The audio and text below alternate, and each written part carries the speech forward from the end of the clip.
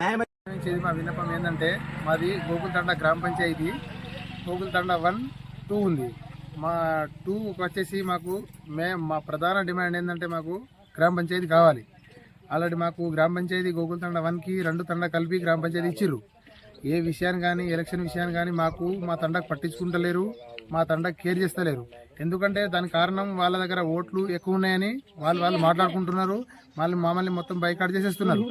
దాని గురించి మేము గవర్నమెంట్కి నిర్ణయించేది ఏంటంటే దయచేసి ఇలా మన ఎమ్మెల్యే సార్ కావచ్చు, ఎంపీటీసీలు జెడ్పీటీసీలు కావచ్చు, వాళ్ళు కూడా కలగజేసుకొని మా గోకుల్తండ 2 చిన్న తండకు గ్రామ పంచాయతీ చేస్తే మా గ్రామం మేము డెవలప్ చేసుకుంటాము. మా గ్రామంలో సీసీ రోడ్లు లేవు, మోరీలు లేవు, లైట్లు లేవు, వాటర్ ఫెసిలిటీ కూడా లేదు.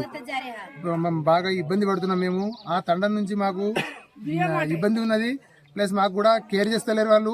ఎలక్షన్ మేము ఓన్లీ గవర్నమెంట్కి మేము విన్నవించేది ఏంటంటే మేము పాల్గొనడం చెప్పడం లేదు. మేము పాల్గొంటాం కానీ సర్పంచ్ ఎలక్షన్ వరకు మేము పాల్గొనం.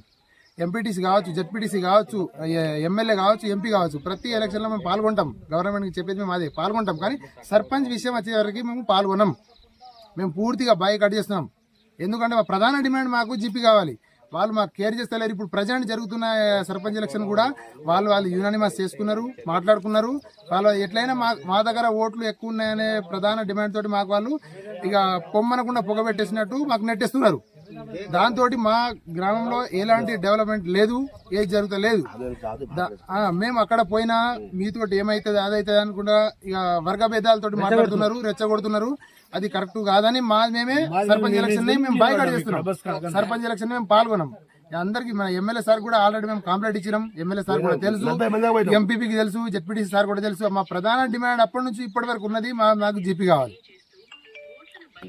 ఓట్లు వచ్చేసి 250 నుంచి 300 ఓట్లు ఉంటాయి. 100 కుటుంబాలు ఉంటాయి. మాకు 250 నుంచి 300 వరకు ఓట్లు ఉన్నాయి.